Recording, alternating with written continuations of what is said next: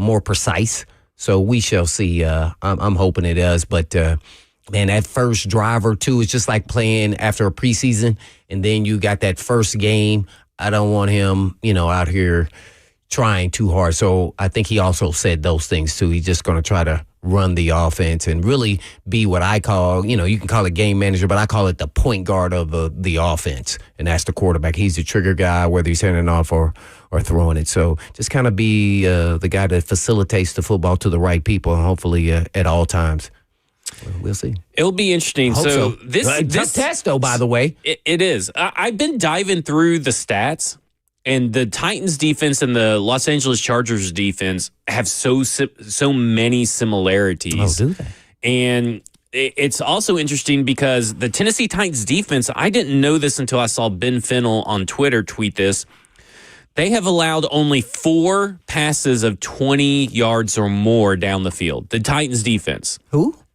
Titans defense? The Titans defense. They've only allowed 4 completions of 20 yards or more. Oh, I forgot. Yeah. Snead, they overthrew him 3 times. 15.3%. Twice, and then somebody in another game here at home. That's 3 that they didn't count. But 15.3% completion percentage. At Drake May, they held Drake May to 0 for 5. But they're number 1 in passing defense. Yeah. So But I just thought that was interesting because the reason the tweet was put out there is because Baltimore has allowed 23.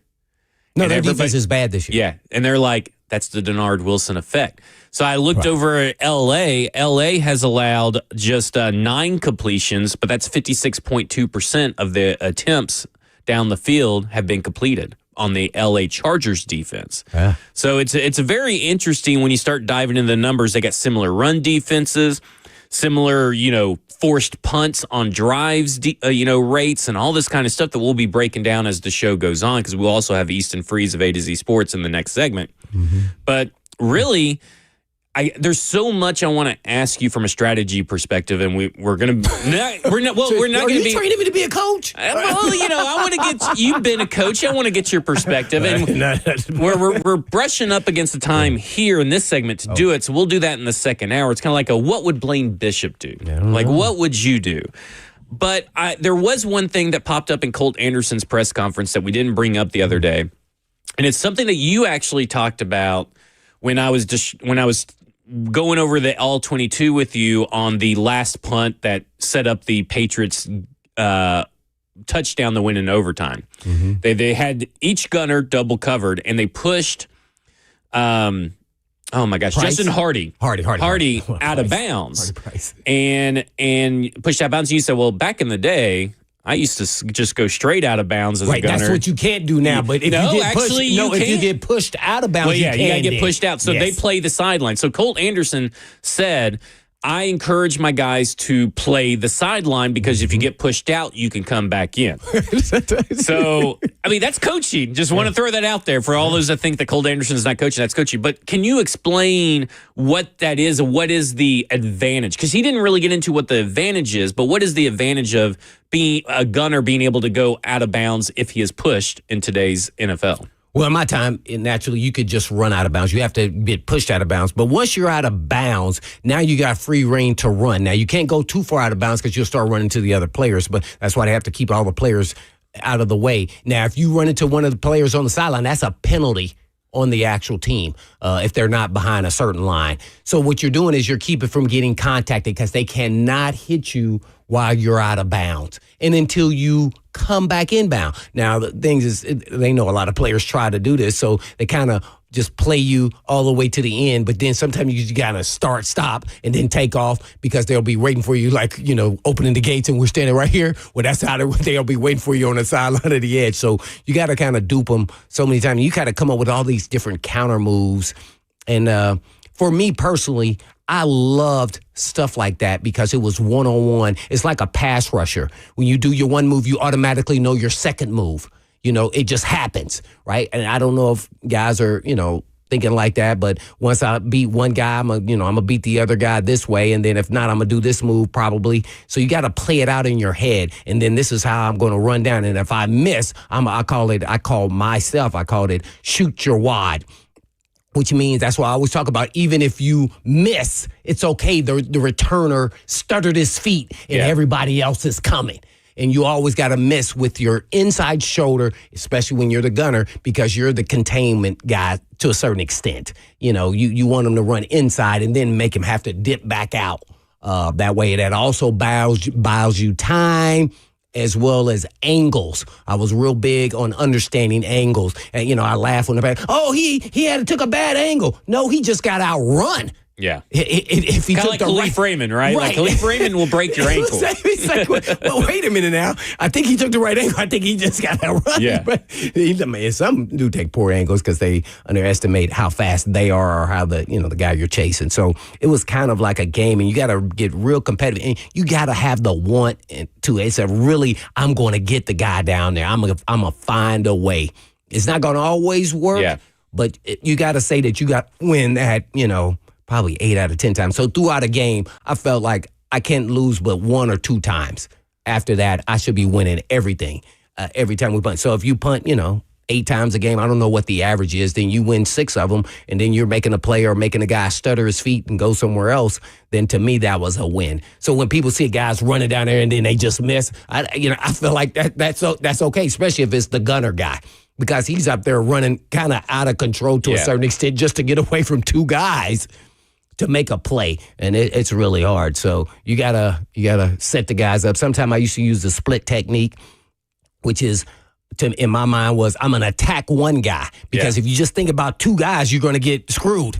So you try to run, and that's your way of attacking another guy to his way, and then you're making a gap in between them, and then you swim underneath to come in between them. But you got to make sure you set up and watching film where their weaknesses are when you're trying to do some of this stuff, because if not, you'll get hemmed up. I mean, real quick. Would you ever try to run through a guy? I can run through this guy. I can out muscle him. That may have happened one time, maybe. Yeah, that's it. But you really don't try, because the end of the day, even if you run over him, he's slowing you down for the other guy to just come and ear hold you on a double team. Gotcha. So that, I thought I'm going to do that, and then it didn't work. I mean, I ran the guy over, but it didn't work. I still got ear hold, boom. So I was like, dang, I got to do something else. So, it's one of those competitive spirit, and they're holding so much, and it's just, you just got to fight, man. I mean, that's when you learn how to get people's hands off of you, whether it was a down chop, up chop, and I'm up there asking pass rushers, like, what do y'all do, when you get and the guys holding you? They said, no, up chop is always best. Now, depending if you got him, his feet moving at an angle, you can down chop and get him off. He said, but they're going to hold onto your jersey, and it's going to pull you down. So there's all kind of different ways where you're trying to escape at the end of the day. It sounds like you could be a special teams coach for the Gunners. I mean, just be the Gunners. So Tennessee Titans hire Blaine Bishop to be special teams coach. You said earlier I was always trying to get you to be a coach. You're trying to get me out of here, man. Yeah. I know. You and Sammy trying to get me out of here. Well, we're going to get out of here because we got to go to commercial break. And seeing you coaching. Yeah, we got to get to commercial break. So when we come back, we'll be joined by Easton Freeze of A to Z Sports here on Cover 2 with Blaine Bishop and Zach Lyons on 104.5 The Zone. Yo.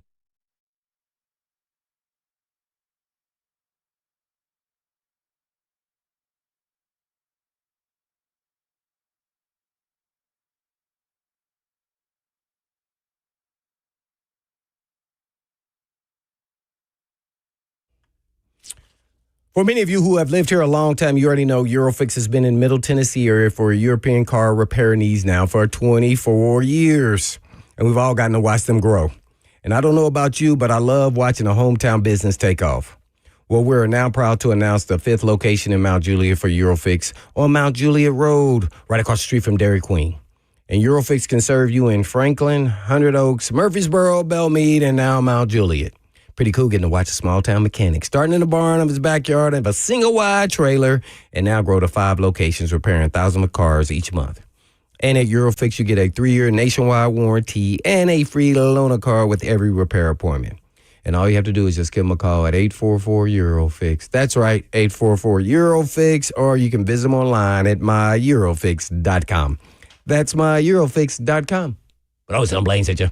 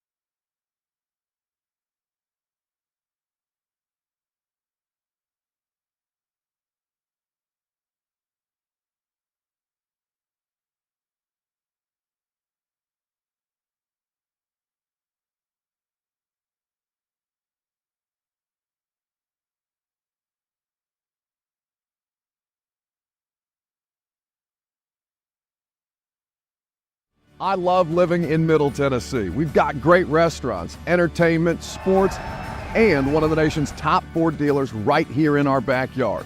Two Rivers Ford. Remember that name. Two Rivers has been a staple in our community since 1983. They're locally owned. They have a non-commissioned sales team, and they sell below MSRP. They've been doing business with integrity for decades. Two Rivers Ford, the South's most trusted Ford dealer.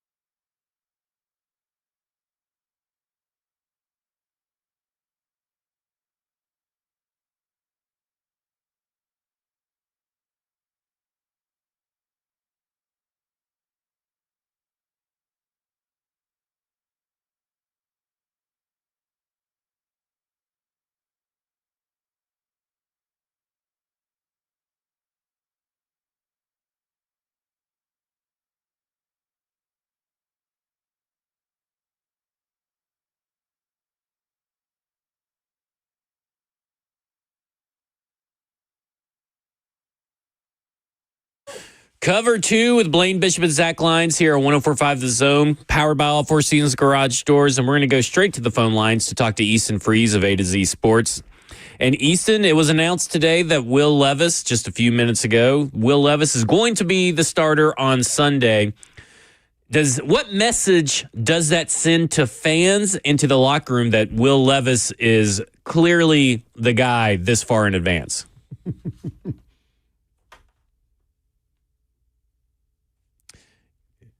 Easton? Uh-oh. Hello? All right. Easton is not there on the line, not coming through. He's in his dungeon, and it's hard to get reception. He must either have us muted or we have him muted. We'll get that checked. So anyway, I'll ask you. There he is. Easton is there. Easton, what kind of message does that send about Will Levis starting to the locker room and to the fans as a whole? He hung up. As soon as we got him in, he hung up. This is fantastic. He came back. Maybe he came back. Easton, are you there? Can you hear me now? Yes, we can hear you now. Okay, my. Easton. Hello. Hello. I can't hear you. Easton, where are you? Okay. Do I need to ask the question again, or did you hear it? Oh, I heard you. You just couldn't hear me. So let me answer. First of all, hello. Thank you for having me. The top line answer that it sends to me, I think, is that this is the only organization with a young quarterback, unproven young quarterback right now, that isn't completely full of crap when they say that they are playing the long game developmentally, and that their team-building philosophy is to live and die by that guy and move forward when that question is answered, right? And we've seen a couple different teams with quarterbacks from the same draft class make some questionable decisions with those guys this year. The Titans' messaging has stayed consistent from the beginning of the season when things were positive to very quickly into the season, weeks 1, 2, 3, things not going as well, and then he gets hurt, and now he's back. Have not wavered one bit in saying that this is our guy. We want to give him this year. We want to play him. We want to move forward after this season with the full season's body of work in mind, and kind of live and die by whatever Will Levis gives us, which I think is really smart. I think it's the sign of a functional organization. I think that it's the sign of a patient and wise coaching staff and a front office that is in lockstep with the decisions that coaching staff is making. So I think it's a positive thing. And for fans, it's funny how I guess the narrative is kind of flipped. When Levis went down, some folks were really pleased to get Mason Rudolph in there and see what this offense could look like with a less frenetic quarterback. But after the past couple of weeks, I have heard a lot of those same people talk about how at this point they just want something exciting again. And Mason Rudolph ball is consistent but boring, and they want their memes back, and they want the chaos back. Give us Will Levis, and they're going to get him. So what kind of realistic expectations should one have about Will Levis? I mean, obviously there's a little bit of rust, but to be kind of blunt, the way that this coaching staff has talked about Will Levis's surroundings and the situation he's stepping into being so much better, if the offense does not maintain its pace, then Will Levis is your obvious scapegoat. So what are your expectations for Will Levis? Right. I mean, and I think off the top of my head, the past 2 weeks offensively for the Titans have been the first time they've had back-to-back weeks of 400 yards of offense and a 5.5 yard per play efficiency on offense since December of 2020. So it's been a very long time since this offense has worked the way that it has under Mason Rudolph the past 2 weeks. One of those games being a win, one of them being a complete and utter blowout. But the offense still moved the ball well. You're right that the offense has kind of stabilized in his absence. And if he comes back and it's ugly in a hurry, I think there's a little bit of a cushion for rust. And, if the first quarter isn't very pretty and things look disjointed, I think people should be a little bit patient. But if he comes back and this game is a disaster offensively and next week is a disaster offensively, we kind of have our answer, right? Now, the coaching staff has talked about how they think he's done a good job in staying engaged mentally on the sidelines and in practice, and he's still banking reps, and they think he's learned a thing or two from watching Mason Rudolph and this offense start to figure it out. So we'll see if that comes to fruition. I kind of think the sky's the limit, and he's playing a little bit with house money from here on out. Surely he's aware of his own starter mortality at this point, right? He has to know that these next 9 games it's kind of the last call for him, at least in Tennessee as a starter. And so leave it all out there. And I think he's going to. I'm really excited to see what he gives us. And Personally, I think it's going to be better than what it was. Now, the bar was in the basement, so how much better, I don't know. But I'm kind of curious. Have you guys already talked about what you think you're going to see from Levis? We have a little bit. I mean, we kind of did the Jordan Love situation, what to expect the rest of the way and all that kind of stuff. But at the end of the day, you're probably going to see some rust. But the interesting thing to me is how this coaching staff has talked about. It's kind of like, hey, we believe in Will Levis. Will Levis is our starter when he's healthy, and we expect the offense to not miss a beat with adding Will Levis back in, which kind of sets up Will Levis with some unrealistic expectations, but also sets him up as a scapegoat. I mean, that is a clear scapegoat situation that they have literally pigeonholed, between Nick Holtz and Brian Callahan's comments, pigeonholed themselves into. It's kind of, they're not really talking out of two sides of their mouth, but it is an interesting comparison how, in terms of who the guy is, their messaging has been rock solid, consistent. He's our guy.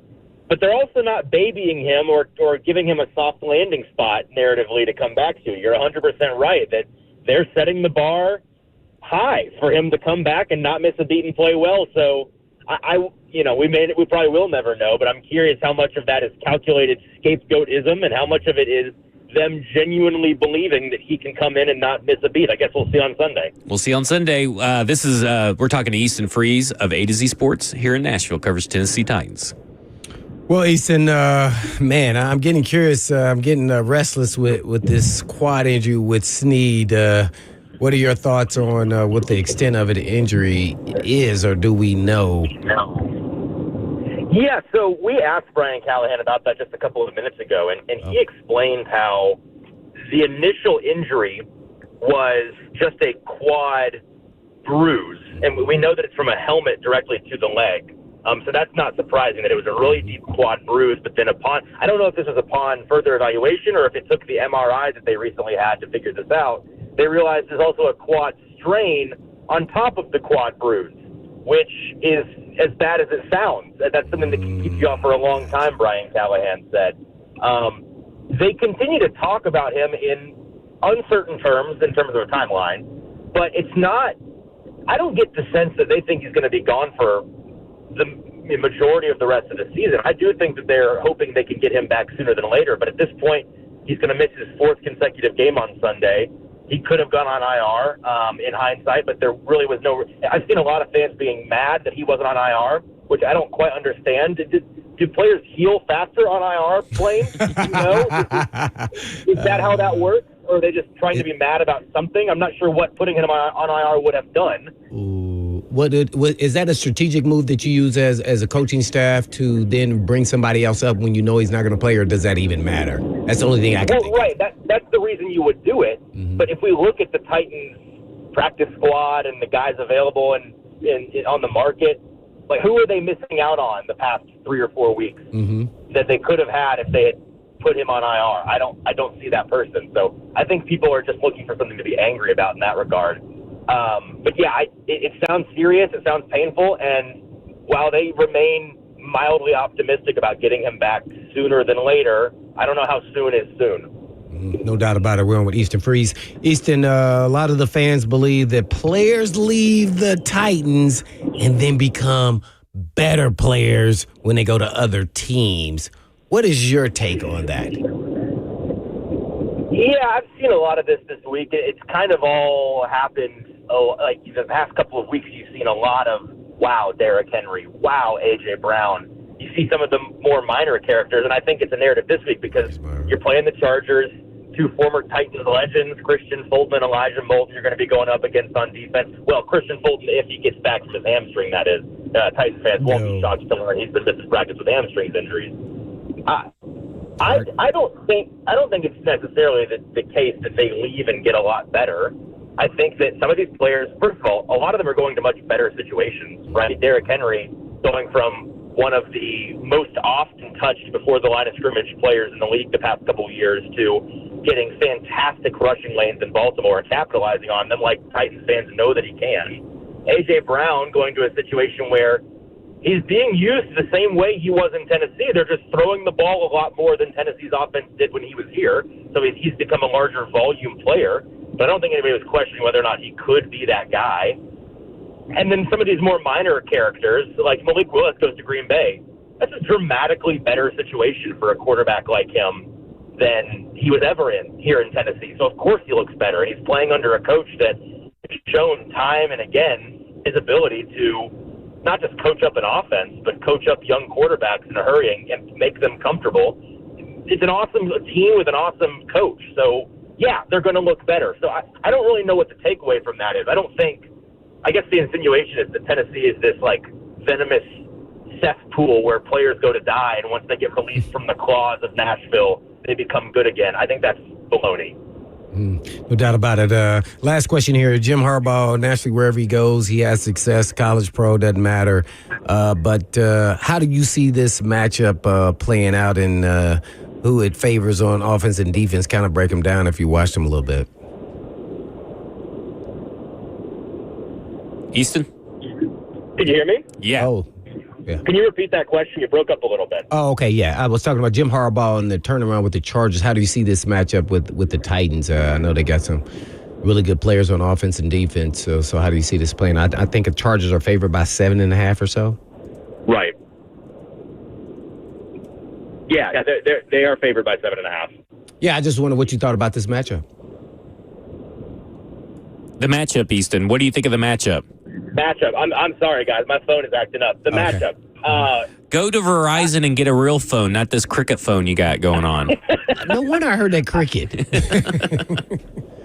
I do think that it's. I was surprised by how big the spread is, as I think a lot of people were. But I don't think it's as bad a matchup for the Titans. So, like, if we go back to the Detroit game, I felt like that was a nightmare matchup. Not just a much better team, but the way that the Lions play ball, I felt like it was a nightmarish situation for the Titans to have to play against. This Chargers team, they do a lot of the same things that Lions team does, right? They dominate in the trenches. They love to run the ball and beat you up. But I do think that the Titans can match up much better against this team, especially Titans defense on Chargers offense. We know Justin Herbert can throw the ball and throw the ball well, but his weapons are limited, and they haven't thrown the ball for volume pretty much all year. Now, they haven't had to, but this run game, I don't know. I don't want to call it fraudulent. I don't think they've faced a ton of great rush defense this year. Mm-hmm. And the Titans defense, we give them a lot of crap for, the Titans' number one defense for, in these counting stats that aren't really reflective of the reality and how, the defense maybe not as good as the number one defense in the league. Some folks make them out to be. The one thing I do think they genuinely do really well is play run defense. I think that they're going to make the Chargers have to play a little bit differently than they want to. And I'm curious to see how a Jim Harbaugh offense looks when they're forced into that situation, because I don't think they have been much this year. There you have it, Easton Freeze. Easton, the right tackle situation, because we got a Tucker McCreary in the F&M Bank chat on YouTube. He asked, can you ask Easton, what's up with this right tackle rotation and why not go with Leroy Watson full time? Now, is there a chance that Isaiah Prince is also going to be put into this right tackle situation? What's your overall thoughts about this rotation? Yeah, we talked to Bill Callahan about this yesterday, and he essentially said, I don't know how serious this was. It may have been a little tongue-in-cheek, but we asked him about the two-man rotation at right tackle, and he was like, you guys like that two-man rotation. Wait until we whip out the three-man rotation and get Isaiah Prince rolling in here. Brian Callahan, his son, the head coach, today said that they're probably going to stick with that two-man rotation. Funny enough, they think it's worked really well for them, and it's kind of an affront to the general idea you hear a lot in the NFL of, on the offensive line, chemistry is everything. Chemistry. It matters. But I do wonder if we overblow it a little bit, because I do think this rotation has helped them. Defensive linemen rotate, and it's mainly a conditioning factor. For offensive linemen to rotate, I'd imagine it's also helpful. And when you've got two guys that, conditioning isn't the number one reason these guys aren't starters in the NFL, but surely they can play better when they are at a rest advantage against the player they're lining up against. Why not get them half the snaps in a game and let them play at advantage, especially as you get deeper into the game and guys get more and more tired? That starts to compound a little bit. So as long as it's working, might be a strong word, but serviceable over there, keep with it. I don't mind it. It's weird. It's unconventional, but Bill Callahan likes it. He's an offensive line genius. Who am I to question his approach? What do you think of Nick Holtz's comments about NWI this past week at his presser and talking about the situation between choosing Traylon Burks and NWI for the first half of the season? I really love talking to Nick Holtz each week, and I think he's a great guy, and I think he's a great communicator at the podium. And I don't want to discourage this at all, but it feels like every week there is one Nick Holtz mild overshare in our Thursday press conference with him that we as journalists and fans really appreciate. This week's edition was the NWI question. I asked him about the past couple of weeks where NWI was it 10 catches, 4 touchdowns, 5 first downs, and those 10 catches for roughly 100 yards. He's been really fantastic when they've gotten him the ball. Does it make you want to get him the ball more? And Nick Holtz's response is essentially, yeah, the way he's played, how could you not? And it's kind of made us wonder whether or not we should have gotten him more involved early, which a lot of fans immediately throw their hands up at because, of course, Traylon Burks was the one playing instead of Nick Westbrook-Ikhine to begin the year before he went on IR. And we all know how that went, right? It was a lot of serious frustration and wondering, what is it exactly you do here, Traylon Burks? Now, he was doing the dirty work out there, and they appreciated that. But in terms of being a receiver of the football, Nick Westbrook-Ikhine has been a massive upgrade to Traylon Burks. And so, of course, we're all wondering, why didn't you play him sooner? So for them to share that is telling. It's very honest. And, again, I appreciate the honesty, not trying to discourage the honesty. But, man, yeah, I think we were all wondering that. And maybe that's a little bit of a reflection on the coaching staff. Well, that was Easton Freeze of A to Z Sports here talking to us on Cover 2 with Blaine Bishop, Zach Lyons. Easton, I hope when you get home you find some C batteries and put them in your walkie-talkie and get it charged up for next week when you call. Yeah, I'll go buy a new phone before next week. Thanks, guys. Be greatly appreciated. We appreciate it. As Easton Freeze of A to Z Sports, you can listen to all of his stuff all throughout the week over on A to Z in the mornings. Then, of course, you have all of the written content. Can't ride a bike, can't work a phone, but he sure can cover the Tennessee Titans. That will do it for us on this segment of Cover 2 with Blaine Bishop and Zach Lyons. When we come back, we'll continue previewing the Tennessee Titans, the Los Angeles Chargers game. And we'll also get to your phone, 615-737-1045 if you want to get on the conversation on this Fan Friday. This has been Cover 2 with Blaine Bishop and Zach Lyons on 104.5 The Zone.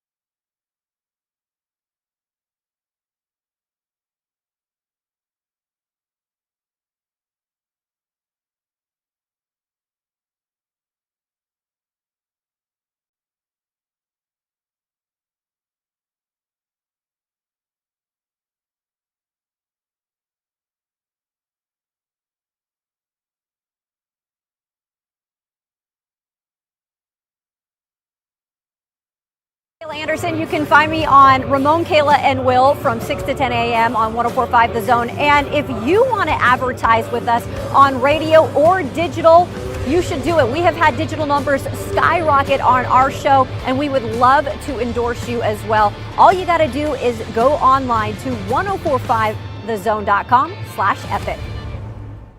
Hey, it's Lucas Panzica from 104.5 The Zone. Hear me every weekday 10 to 1 on the Buck Rising Show or on the call for Nashville Soccer Club during our radio broadcast. Look, a new year is almost upon us, and 104.5 The Zone has only ever delivered results sports advertisers. I'd love to be one to help you do that. Digital or radio, we do it all. Titans, Vols, Preds, Nashville Soccer Club. We talk about it, win or lose. People listen and they engage. So the opportunity is right there. We've got some great deals too, some great incentives going on. Be sure to visit 1045thezone.com/epic, and I'd love to help you advertise your product in 2025 on Nashville's best sports talk station. Hey, it's Ramon Foster, 1045 The Zone. Blending digital and also radio is one of the best things you can do. One, you get a lot of people in their cars that listen to us, and on the digital side, we can also show your products, talk about your products, see us, speak about you. So if you're in the business of wanting to be bigger, have a brand that everyone knows about, have me, Ramon Foster, or anyone at 1045 The Zone endorse you, and I promise you, it'll be exactly what you want. Hey, it's Rhett Bryan.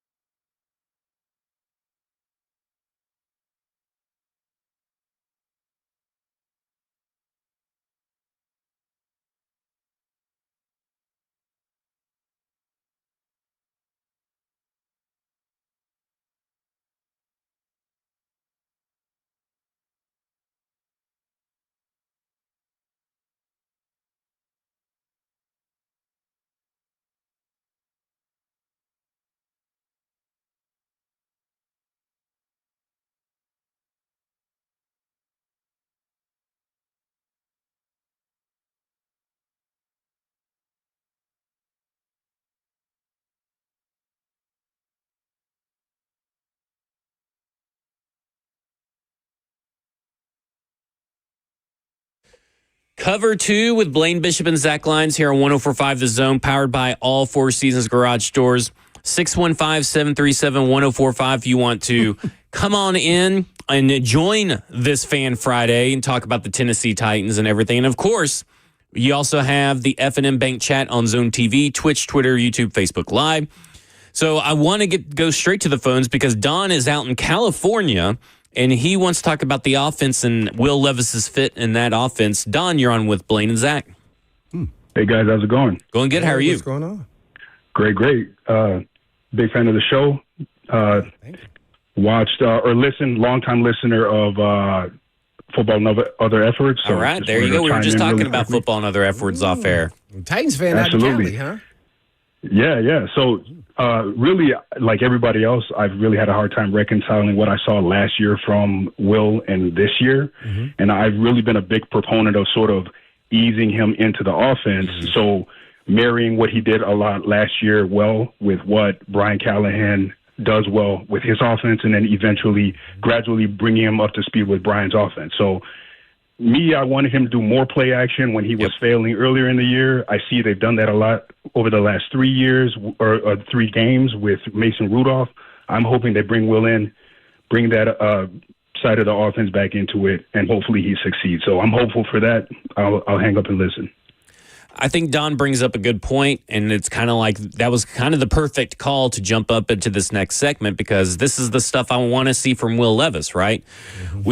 I've kind of pushed back on the fit in the offense and versus what he does that did good last year and what he did this year, because there were so many turnover-worthy plays last year that he just kind of got lucky. They dropped him. And it was unsustainable to have as many deep shots as they had last year. I think he had like 23% of a deep shot rate last year with Will Levis in there, which is by far the highest last year.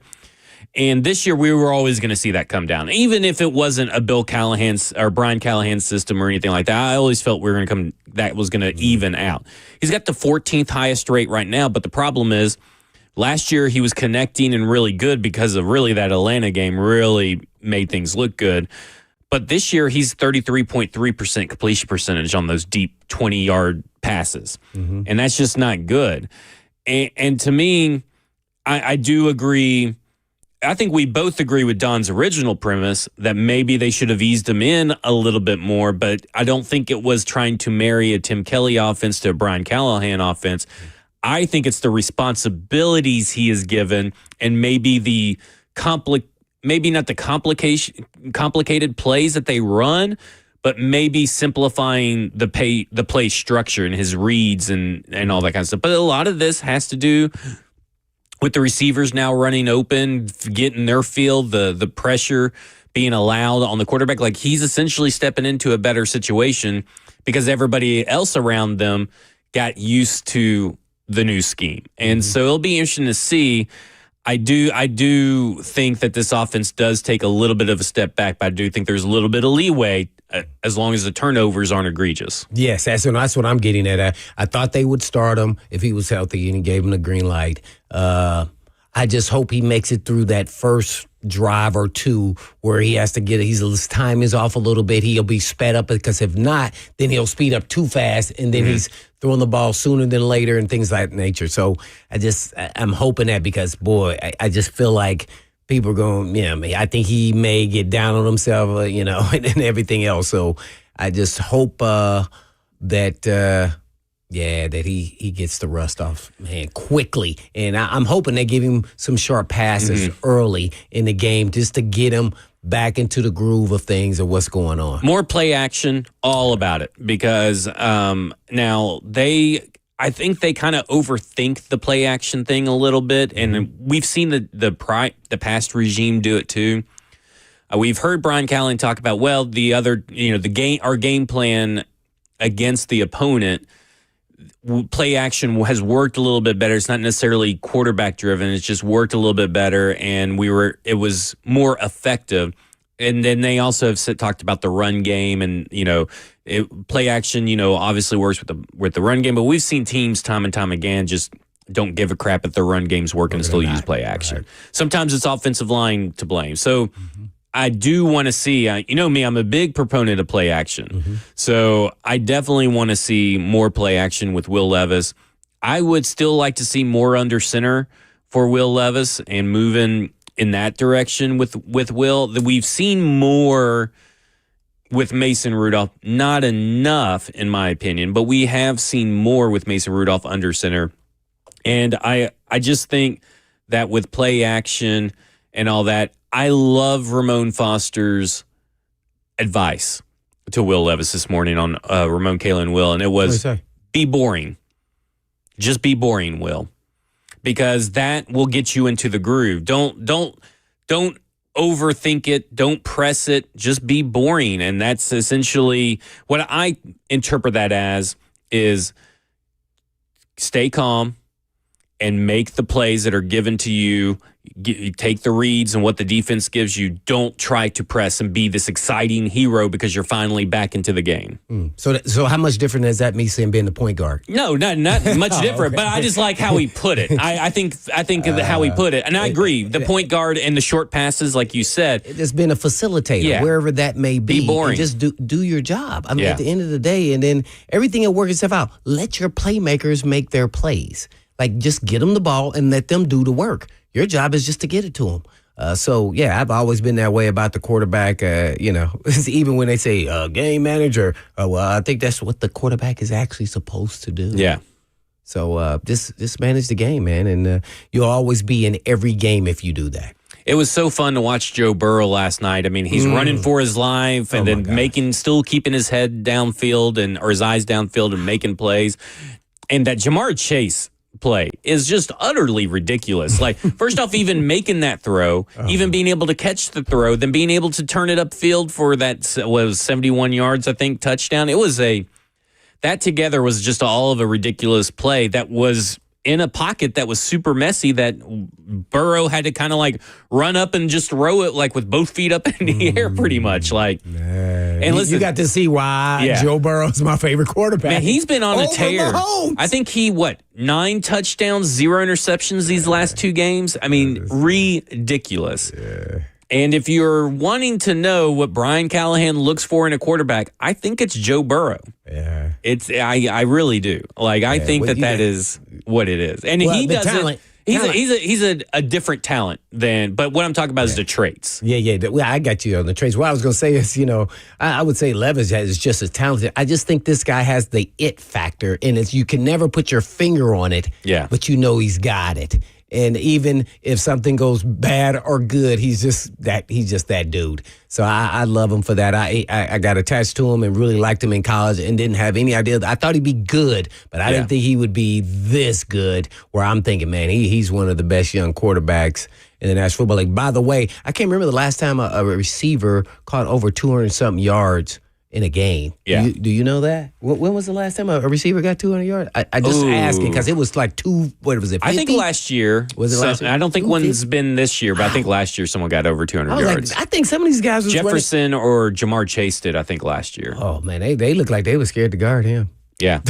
Listen, he feasts on the Baltimore Ravens. It doesn't matter how good their defense is. He feasts on them.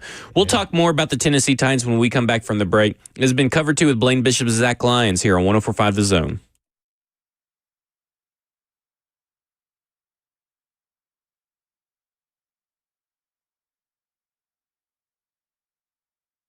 Hello, I'm Ashley Northington, Chair of Moving Forward of Middle Tennessee.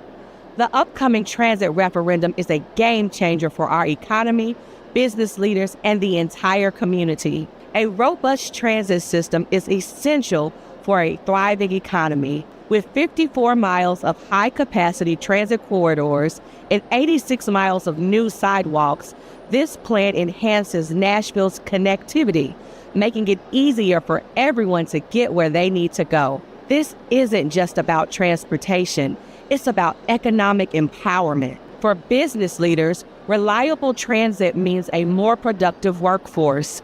Shorter commutes boost productivity and job satisfaction, helping businesses attract and retain top talent. Improved transit also drives sales and supports local economies by making it easier for customers to reach businesses. The benefits extend to the entire community, connecting people to essential services, education, and recreation. This creates a more inclusive city where everyone can access the resources they need to thrive. Supporting the Choose How You Move transit referendum is an investment in our future. This is about creating a city where businesses can flourish, residents can thrive, and the community enjoys a higher quality of life. Join me in backing this transformative opportunity. Let's build a Nashville where everyone has the opportunity to succeed and to prosper. Visit the link in the caption to learn more about the referendum, how it will support our community, and how you can get involved. Thank you.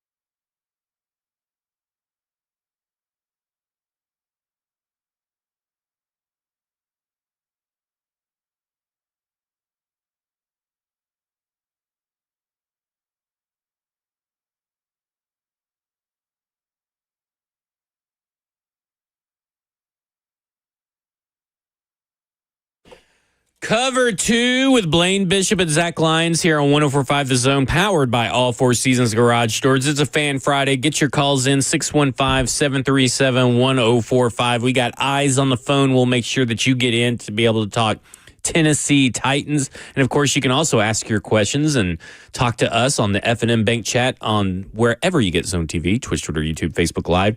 And, Blaine, it's kind of interesting. This team is similar in a lot of ways. Obviously, the Los Angeles Chargers have the better record. They have the better quarterback, the more experienced coach, and all that kind of jazz. But the Chargers have a really good defense. The Titans have a really good defense. The Chargers have had the benefit of playing some crappy teams. The Titans' defense has had the benefit of playing some crappy teams. The Chargers have the 5th highest pressure rate allowed on the quarterback on their offensive line. The Chargers' offensive line also has the 5th highest sack rate. The Titans have the second. The Titans' offensive line has the 2nd highest pressure rate and the 12th highest sack rate. So it's really interesting because neither team is also getting a lot of pressures on defense. 15th highest pressure rate on defense for the Chargers, 16th for the Titans' highest pressure rate. They have Mack and Bosa. And they have Mack and Bosa, who Khalil Mack has not practiced these last 2 days. The injury report for Friday for the Chargers has not come out yet. So he's got a groin injury, and he's do not practice these last 2 days. And Christian Fulton, hamstring injury, did not practice these last few days. So it's interesting. It's just interesting to see some of the parallels as you dive into the numbers. But where I really want to focus on is that 5-3 is the Tennessee Titans have 2 really good defenders in the middle of the field, Jeffrey Simmons and T'Vondre Sweat. The pass rush is not that great on the edges. I mean, Arden Key has been a man possessed, and I will say last 2 weeks, and Harold Landry has had his ups, but we haven't really heard his name called in a while. And listen, Joe Alt is one of the best rookie offensive linemen. He's one of the best tackles in the NFL right now. Watch him because I watched the game, but I wasn't watching. I forgot. And Rashawn Slater over on the left side. But the way to get some pressure is up the middle. Trey Pipkins right now, who is one of their, I believe he is their starting right guard right now. He has an ankle injury. But the interior pressure is where you need to be attacking this team. And really, should be another game where Jeffrey Simmons and T'Vondre Sweat make their hay. Like this is another game where they can step up because really, right now, the Los Angeles Chargers have the 2nd most drives that end in a punt. And the Tennessee Titans exist, by the way. So they have the 2nd most drives that end in a punt. Their drives are not that lengthy. They're not that successful. They have been punting on 46.7% of their drives. That is 6 points higher than the Tennessee Titans, who are sitting at 8th right now, the 8th most drives ending in a punt. So just want to throw that out there, that this is a team that has played some bad defenses, that has benefited from some bad offenses in the Los Angeles Chargers. They're a well-coached team, no doubt about it. And they do have talent. But this is a team that is vulnerable if you have the right game plan going in. Yeah, no doubt about it. Because that's why I was talking about the spread was 7.5. Because I go, man, when you go watch the Chargers, you don't get overly impressed with their numbers, and you just laid out a whole bunch of numbers, which was awesome. And same thing I was thinking. So I go, man, what was their record? They've only beaten or played one team with a winning record, and I think they lost to them, right? No. They've only beaten one team with a winning record, which was the Denver Broncos with Bo Nix. Yeah, and so I go, wow. I said, how good is this team now? Dobbins in the run game, they want to be physical. Naturally, that's Harbaugh style. So it's got Dobbins. I think Gus Edwards, whoever the other backup, but Dobbins is renewed. Player from Ohio State, was with the Ravens. I think he had a lot of hamstring issues there at the end, or knee injuries or something. So he looks rejuvenated, and man, I feel like if we control the run game and let's let Herbert beat us, which he has a big arm, and he is capable with McConkey and crew. The Johnson kid that was a high pick 2 years ago from TCU, I think. And I love McConkey coming out, by the way, from Georgia. Him and Pearsall were my two favorites. Roger, if he's going to be in the slot the majority of the time, that Roger McCreary, it's going to be a battle. That's going to be fun because let me say something. Lad McConkey is good, but you put some pressure on him, you put some hands on him at the line. Mm-hmm. I saw it at the Senior Bowl firsthand when Jarvis Brownlee Jr. did it. Mm-hmm. But not great. But is McCreary as good at the line? I think so. Now, remember also in the slide, sometimes you're off the ball. Yeah, you're not that's true. actually on the line. So that gives the receiver a little bit of an advantage, especially in space. He can go left or right. So then you have to play your leverage, whatever side. If he beats you quick inside, then just convert to outside leverage if you're supposed to stay inside because you don't ever want him to come back through you. Right. And you just trail and trace. That's some of the things that aren't taught, not even just in college, but in the pros. Yeah. I see it all the time. Like, hey, man, don't try to fight inside. Just open up the outside. Just if he got a hard release inside, then just flow with it and stay on his outside shoulder. Don't try to force it and vice versa. If he goes outside, then convert inside. So just because the technique says that's where your help is, you can't beat him if he has a free release. Yeah. There. And then there's another technique you can play, which is called soft pedal. And he can do the soft pedal, but you give up the slant a little bit quick because the line is moving backwards. So that opens up the window for throwing. So the line isn't where it starts for those guys for those quick passing games. So you got to know that. So you really got to make sure you hug for those inside routes. And that's why they always run those whip routes in there. Right. Get the catch on the outside. So it's going to be fun. I can't wait to watch that. Yeah, that'll be a good battle. Because you said Brownlee hemmed him up, which Brownlee had a great day at the Senior Bowl. And how great a day did Brownlee have at the Senior Bowl? Or week? Very good day. And he very still good went week. 5th round. Now watch this. How many receivers went in the top 3 rounds that were there? Oh my gosh, a lot. See, I mean that's just the premium of that particular position for whatever reason. But I like Lad McConkey. I like Ricky Pearsall. Jacob Cowing was another one that I liked. Jamari Thrash, but they all went later or down. But it was a good cornerback wide receiver battle for most of the week. What I'm getting is perspective. When my man Brownlee sitting at home seeing all these receivers, and you say him them up. He him them up. What do you think he was saying? Yeah. Hey, man, what the heck is going on? Yeah. Third round, you're like, hey, man, all these guys getting drafted. Huh? Did they watch the tape? Yep.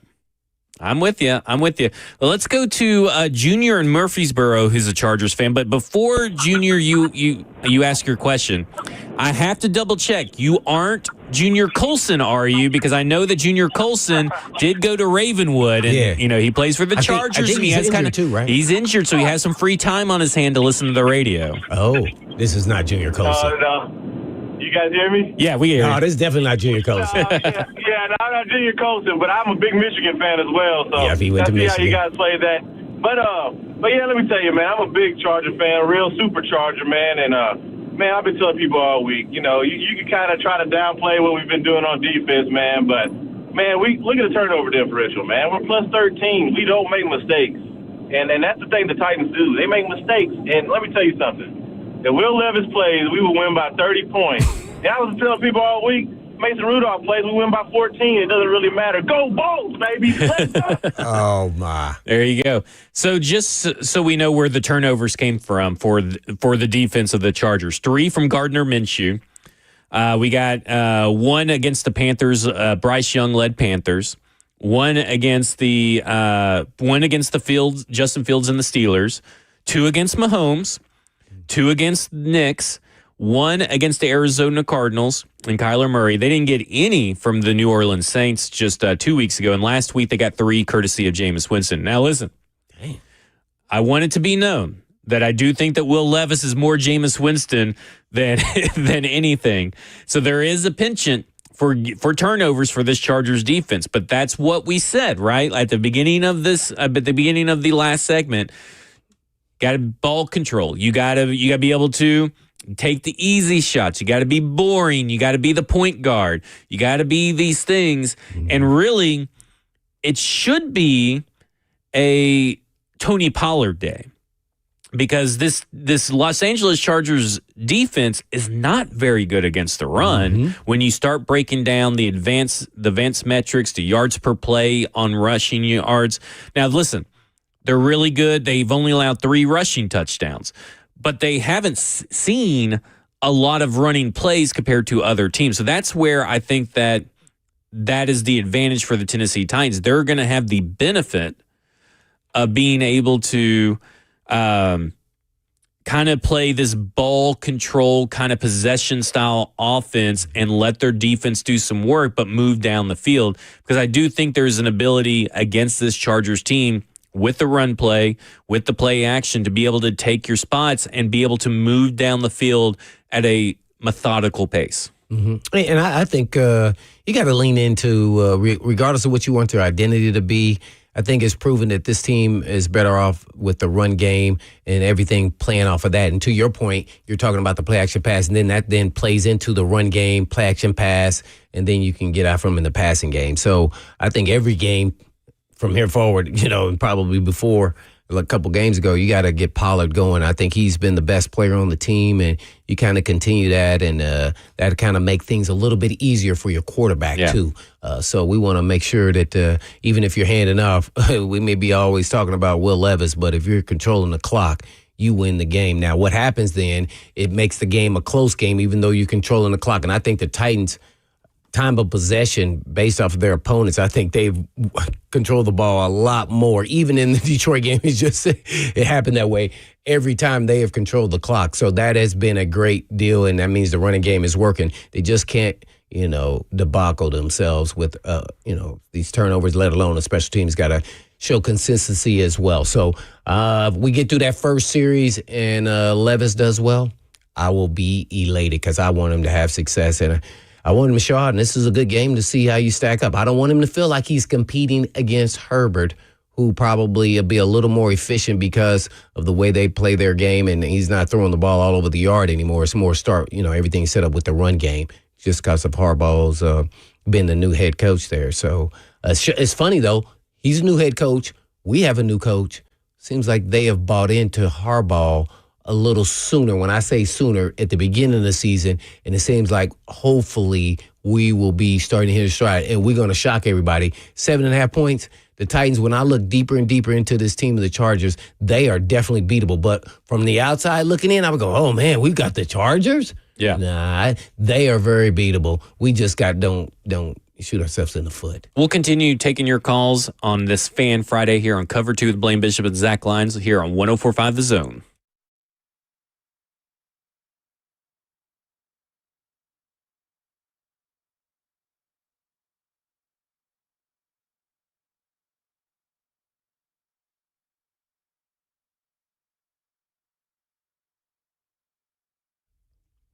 Hey, this is Blaine Bishop, and I want to know if you have heard about peptides. And peptides are shaking up the fitness world. They are naturally occurring aminos in our bodies. And as we age, they start to decline, and at some point, they may need to be supplemented. This is why our workouts can stop being a little productive at the gym. So maybe you feel like you've hit a wall, or perhaps you feel tired all the time. You may be struggling to stay awake in the evenings. If you have the thought that this is just a normal part of aging, it doesn't have to be that way. And peptides are proven to increase muscle and performance, burn fat, and help with recovery between workouts and more.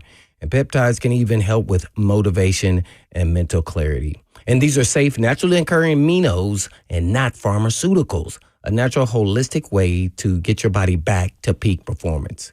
Plus, Edge Peptide Therapy has the most comprehensive blood panel around. So when you go to Edge, you will know exactly what is going on inside of your body and what it needs to get back to peak performance. So feel better from the inside out. All you have to do is just go to edgepeptide.com. Yes, that's edgepeptide.com. Or you can just give them a call at 615-724-1878. That's 724-1878.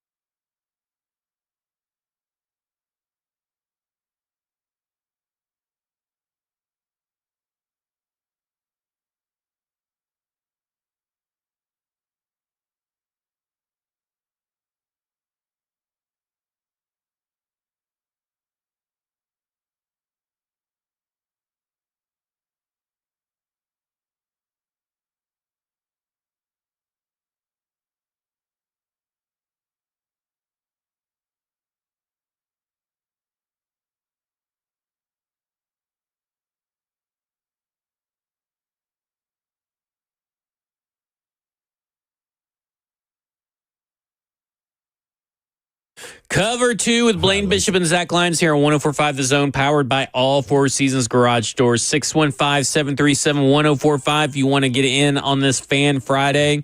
And then, of course, we have the F&M Bank Chat on Zone TV, Twitch, Twitter, YouTube, Facebook Live. And Blaine, we were just kind of talking about something because I use this website called OurLads.com to look at all the depth charts for the That's NFL where you teams. get all your information. That's where I get my depth chart information.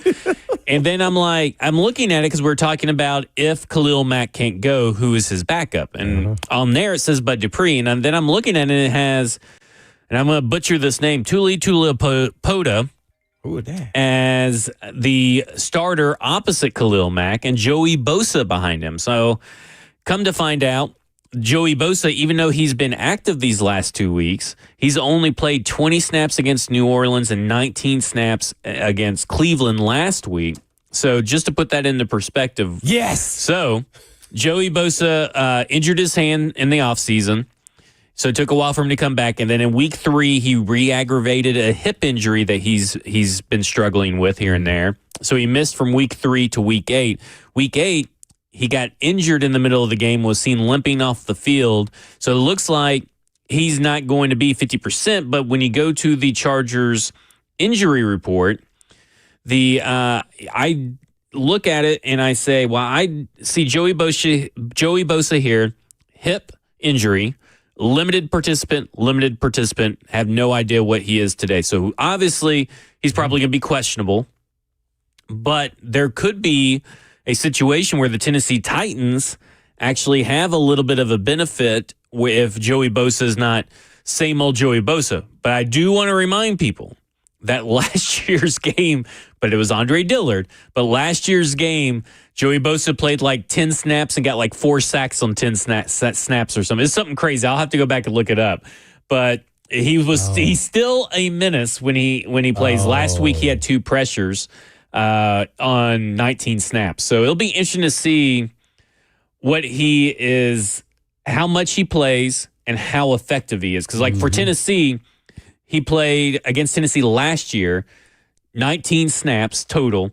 9 of those were pass rush snaps, and he got 2 sacks off 9 pass rush snaps. That was last year against Andre Dillard. So different team, but just because he is not at full strength and playing a full snap count load doesn't mean that he's still not good. What week was that? Do you recall? That was week 2. Oh. Last year. Yeah, dang. Yeah. Oh, Mr. Dillard. Is Dillard, where did he go? Green Bay. I don't know if he's still on Green Bay's team. He may have already been cut. Oh, wow. He was getting abused all off season. Yeah. I don't know if he did abuse. He was getting abused all off season by their defense. Much like he was all offseason last year by the Tennessee Titans defense in the practice. So I don't know, J.C. Latham, 100%, 1,000% upgrade over Andre Dillard. But it is just interesting that they are kind of limping in, and maybe the Bud Dupree revenge game that we all have to worry about if Khalil Mack is not there. Oh, my. Yeah. Another former Titan. Man. So, Junior, not Junior Colson, that was a Chargers fan, called in, talked about the turnover margin. The Los Angeles Chargers are first in the NFL with the least amount of turnovers committed by the offense with 3.3% turnover rate. What? Oh, that is phenomenal. That's discipline right there, man. And their defense is turning the ball over on drives at 14.4% of the drives. That's 9th highest. So that is what he was alluding to, was their turnover differential, was how crazy efficient and safe with the ball they've been. And that's a Greg Roman team, because Greg Roman's the offensive coordinator, and he plays a lot of that safe style football that will drive fans nuts. Yeah. But he doesn't. It probably drives the defense nuts. But like I said earlier, second highest punt rate in the league at 46.7. Now, the Tennessee Titans are turning it over on drives at a 17.7% clip. Oh, my. 31st in the NFL. And then they're getting turnovers at 5.6% clip, 29th in the NFL. Yeah. So this is going to be, to me, the 38.5 point spread, the over-under, not point spread, the over-under, 38.5 points from both teams. Yeah, that seems pretty accurate. I almost feel like yeah, you probably could get away with betting the under on that one, but you'll be sweating bullets. But this one, I don't think this is going to be. I think everybody still thinks two things. The Chargers are exceptional, which, by the way, you can only play who's in front of you, right? So against the teams that they have played, they've been exceptional. So I'm not really disputing that, but I think there is a little asterisk right there. That this is the high-flying offense of Justin Herbert, built on Justin Herbert's arm, and it's not. This is going to be ground and pound. Like, if you had two Vrabels, this is Vrabel versus Vrabel, ground and pound, ball control, efficiency, and that's why it's so important for Will Levis not to turn the ball over. This is the game. This is the team you can't afford to turn the ball over on because they turn that into points. This is actually one of the reasons why I wanted him to sit for one more game, because he needs to see an offense. Like, and we all know how talented Herbert is at throwing the football. So, now he's with a coach say, hey, man, our pass game is going to be set up by our run game and not vice versa. Now, that may change game in and game out, but they are a very disciplined team, and that's probably why. Just imagine if we didn't have so many turnovers and was getting turnovers. By the way, defense is not getting a lot of turnovers, but just say weren't turning the ball over as much, we'd probably be middle of the road. Let's say at least. So I'm saying 4-4 or somewhere thereabout. So, and which I think that's probably where we should be. So I want to see if Levis can just be disciplined and stoic, even if they get down and say, no, I'm not going to play hero ball. I'm going to just get it to my playmakers and don't try to make something out of nothing, man. Just play your game, man. So 1 interception by Justin Herbert on the season. What? The defense has gotten 9 interceptions on the season. Oh, my God. They played 8 games, by the way. How many does my man, the safety, James, got? Does he have any? Let's see. Derwin James. Oh, my gosh. He's a great player. Let's see right here. As long as he stays healthy, boy, he's a menace. He's a nice size, can run, knock out, pick ball. 0. None. Elijah Molden leads the team with 3. Familiar name I saw for everybody. 2 of them were tip balls. Puna Ford has 1. Alohi Gilman has 1. Christian Fulton has 1. Tarheeb Still has 1. Bud Dupree has 1. Tierre Tart has 1. Yeah, I saw him. And he fumbled. Tart fumbled that one. That is 4 former Titans with an interception. No, I keep saying they 8. You said they have 7, right? Yeah, they have 9. They have 9 interceptions. So 4 of the 9. Titans Oh, yeah, 7. Yeah. So 4 of the 9 interceptions belong to Tennessee Titans. Oh, just dagger in the face. Just dagger in the face. But it is just funny. I look at it this way too. Man. So the Chargers are obviously a run-first team. They run at the 9th highest rate in the league, what may surprise you is that the Tennessee Titans are currently at the 14th highest run rate in the league. So they're not running. They're running about the league average. But they are pitiful when it comes to their efficiency on runs, the Chargers. They are 28th in EPA per rush, which is an efficiency metric, 31st in success rate.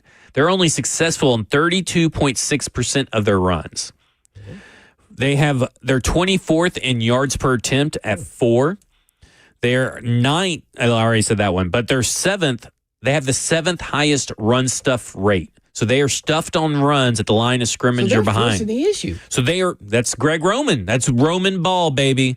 They force the issue. And right now, this feeds into the Tennessee Titans' strength. So the Tennessee Titans are first in the NFL, the defense, first in the NFL in run stuff rate. So they have the 7th highest rates of being stuffed, and the Tennessee Titans defense has the highest rate of stuff and runs. So that's that big sweating Jeff, Big Jeff, right. Man. Right up in there. Yeah. I mean, it is 4 people to block 2. Yeah. I mean, that's big. And that's up the middle, right? So like when I was talking about earlier, this team this Greg Roman style of football has served Justin Herbert well, in a sense that he's not turning the ball over. He's not being asked necessarily to carry the team. They want to be efficient. His yards per attempt are up as well. I mean, he's at 7.7 yards per attempt, which you want to be at 7 in the NFL. But it's just very interesting of how they are moving along with this team and how they've because everybody wanted the high-flying offense because of last year with Joe Lombardi. It was kind of like that Drew Brees dink and dunk, and they really haven't changed it that much. I mean, he's getting it a little bit further downfield, but they really – something about Justin Herbert, offensive coordinators just don't want to utilize his arm. I can't pinpoint why necessarily that is, and maybe they're just trying to utilize his arm more efficiently. But Greg Roman loves to run that ball, and I think that puts the emphasis on the Tennessee Titans' run defense really stepping up in a big way this week. And I think it's possible that they do. Oh, yeah. No, I definitely, if they're going to try to run the football, and I'm sure they've been studying film, the Titans and the defense, that, hey, man, we control the run game. We got a great shot of not only doing well on defense, but in this game and win the game. So we shall see if that all plays out that way any given Sunday, as we all know. But, yeah, these numbers that you're coming up with, that they force the issue and they want a ball control more so than anything else. I mean, they really don't even need to pay a high-priced quarterback, to be honest. They have thrown the ball deep here or there, but the majority of the time they're trying to be efficient, run the football, dink and dunk, and then hit you over the top, catch you sleeping, I guess, here or there. But, man, it sure sounds like they got a great shot in this game if they just don't turn the ball and maybe create a turnover and maybe get a short field for the offense and get up and score some points not only in the first half but the second half. Let me ask you a question. I believe it. I believe they can do this, man. The more and more you tell me some of these numbers, they're not untouched. They're not this elite team, that's for sure. So this is a little bit of a what would Blaine Bishop do? Uh-oh. Okay, you're defensive coordinator for the Los Angeles Chargers. You've seen that this offense flows through Tony Pollard. Mm-hmm. Now, as the Chargers defense, you've only stacked the box the entire season at an 8.5% rate. Okay, so you're not stacking that's dead last in the NFL. You're not 8 man in the box. You're not 8 man in the box. And so that means your film shows when they're game planning for this team, the Titans offense shows you don't stack the box. So let me ask you, your Chargers defense, with Will Levis starting, you got the advanced knowledge right now. Will Levis is starting.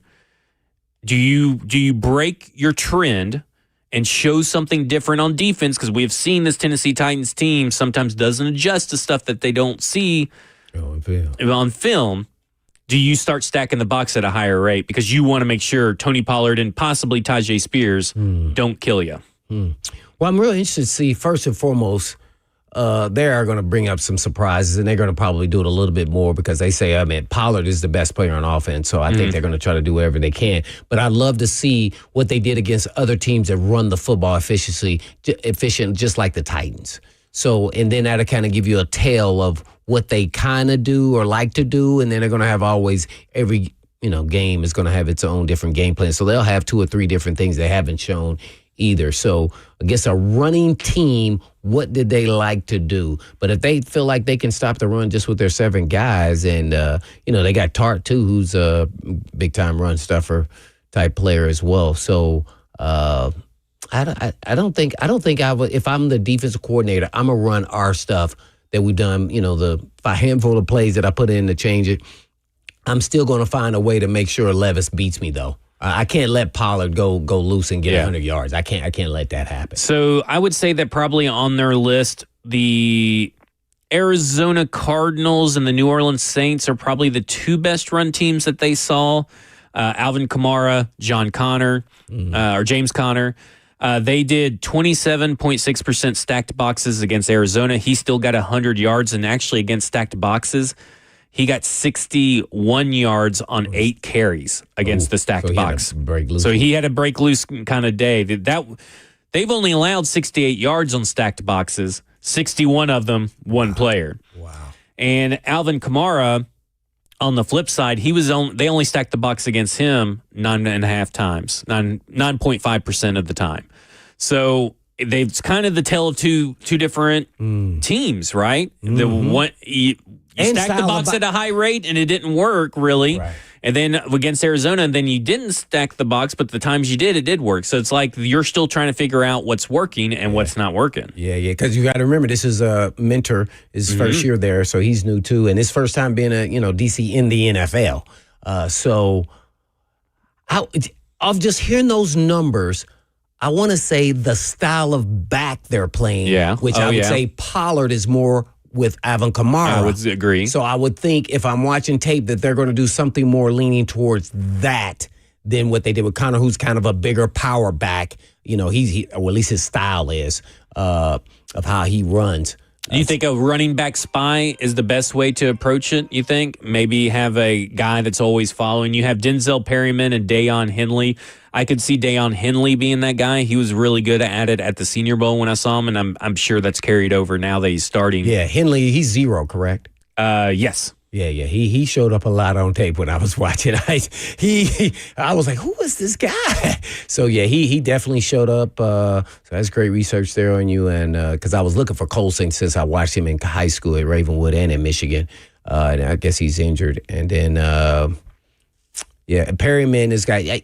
When you're the running back and you're the linebackers, there's really not a spy. A spy comes in when you're in the passing game. Okay. You have a running quarterback. So there's no spy, but what I guess as the linebacker, you're always kind of watching what the running back does. Yeah, because you're watching the linemen in the run game, and that's kind of your first responsibility. So obviously, every time everybody's watching the freaking running back, especially the linebackers. So I would say that. So I don't think I would run my defense. Okay. I really would. Just looking at what they did, and then I would have these adjustments accordingly if Pollard starts kind of dominating us, because he's kind of a back that doesn't have the reputation, of a lot of elite backs. I think they think he's a good back.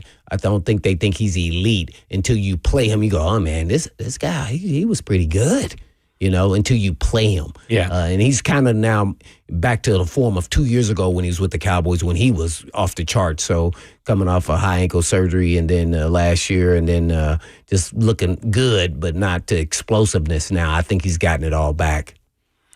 I look at the Tennessee Titans defense against the run game, and it's very interesting because when they stack the box, which they stack the box the 4th lowest rate in the NFL, so Chargers do it the lowest. Mm-hmm. They're the 4th lowest at 11.2%.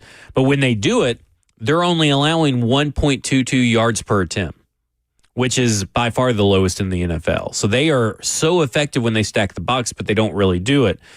Now you got Greg Roman coming in town, and you know that he runs it at one of the highest rates in the NFL, the 9th highest rate in the NFL. I do wonder if maybe they change up what they do, but I would also be a little bit hesitant to, because I look at it this way.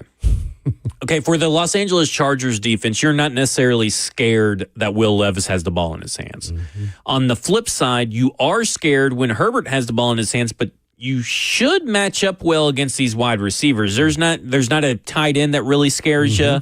The wide receivers are very hit or miss throughout the week, so you should match up well and be able to limit it. So I do wonder, what kind of defense do we see? Do we see a little bit more blitz heavy because the Chargers have been susceptible to the blitz? Do we see on run plays that maybe they do stack the box anymore? It'll be really interesting to see what Denard Wilson has chosen to decide, because he has chosen to decide and attack almost every team a little bit differently. I would definitely have some run blitzes in play here, especially they run and enforce the run. But you may not have to do it as much as you think, just because of our 2 guys in the inside there. And I think that's going to cause some real issues for their 3 guys there, the 2 guards in the center. And I think that will then leave some freedom to do other things other than blitzing. When you watch this team, the Titans defense, I think more so than not, when they sit back and just kind of play their defense and don't blitz, they seem to do better. So I would love to see if that's the tack he takes in this game. But early on, you want to see and have a feel. When you're on defense, you got to see what they're bringing to the table and what they're doing differently. Or are they doing all the things that we've kind of paid attention to and prepared for? But I think you got to have some run blitzes in there for sure, just in case you can't stop them or they're just controlling the clock too much.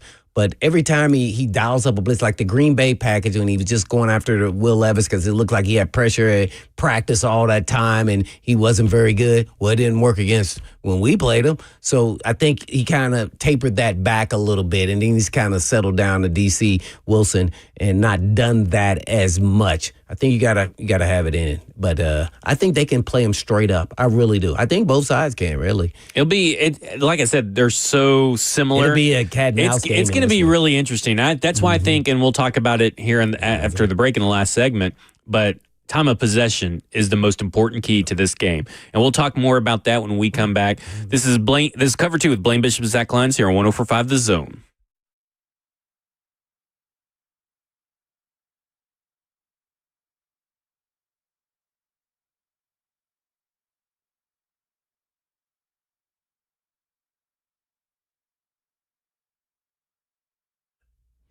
Hey, Tennessee, the holidays are almost here, and Cool Ray's here to make sure your home is ready for all the festivities. So check out the winter water heater sale. You either get $500 off a tankless or $200 off a tank plus a yearly free membership, and free water quality testing is always available. You also can try 2-for-1, $49 tune-up and a furnace safety inspection. And Cool Ray is also offering 5 years, 0% interest, and no money down on any new HVAC system. And this holiday system, Cool Ray is introducing the ultimate power upgrade. It's a bundle where you can transform your home with new outlets and switches just in time for the holiday gatherings. So try this $500 off the panel upgrades and meter service, or maybe $1,500 off your whole home generators. So we're your partner in comfort, no matter the season. So let Cool Ray take care of your home so they can enjoy the holiday festivities. Cool Ray, keeping your Tennessee cool, plumbing right, and lights bright. So visit coolray.com for more information. No, that's coolray.com.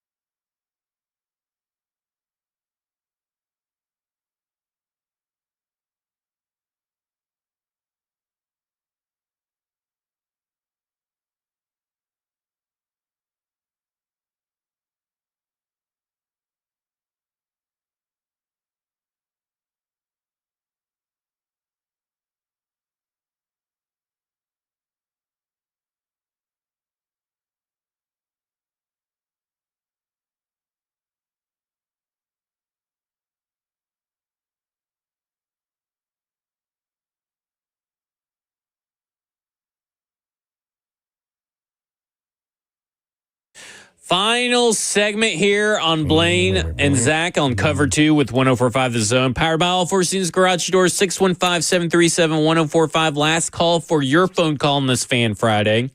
We love to hear from the fans, so we want to hear from you. Blaine, we've hit kind of a lot of numbers, right? Obviously, the Chargers are really good at not turning the ball over and really excellent at turning the ball over. The Titans are bad at both.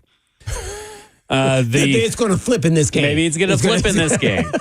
We've talked about how the Chargers offense, for all that I just said, the Chargers offense is the second highest punt rate. So the second highest drives ending in punts in the NFL. Wow.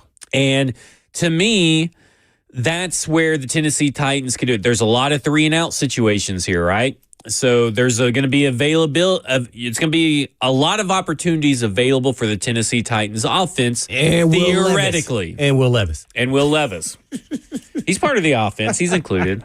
But that means there's a lot of opportunities to turn the ball over. So this is why I think that ball control football helps out everybody on the Tennessee Titans offense. It limits the opportunities for Will Levis to turn the ball over unless he fumbles a handoff from snap to quarterback or from quarterback to running back. Oh, it may be a new center, by the way. It is going to be a new center. It is 100% new center because Lloyd Cushenberry's on IR, Quandre Diggs on IR. So it should be Brunskill, but I'm sure he's gotten reps with both Brunskill and Levin, but it should be Brunskill because Radin should be back as a right guard. Gotcha. Tyjae Spears should be back in the lineup, so that is going to give Tony Pollard a little bit of rest too. And I kind of okay, let's put pause because I want to bring this up. They want to lessen Tony Pollard's load.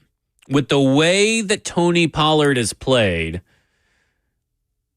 is that a bad thing to do right now, in your opinion, to lessen the load? I mean, obviously, you could put Tyjae Spears in for the Julius Chestnut snaps last week, but he had 28 attempts, rushing attempts, and they want to see that number come down. Mm-hmm. Is that the right move? I'm kind of questioning that move a little bit. Well, I think this is why they're saying that. How much did he practice last week? None. Mm-hmm. That's why. See? Gotcha. And I think that's the only reason. And so when they say, okay, let's cut it down, they're trying to keep him around the 20 mark. Mm-hmm. He's not a big back. So you start doing this 2 or 3 times, you're asking for trouble. Gotcha. And this game is going to be a ball control type game.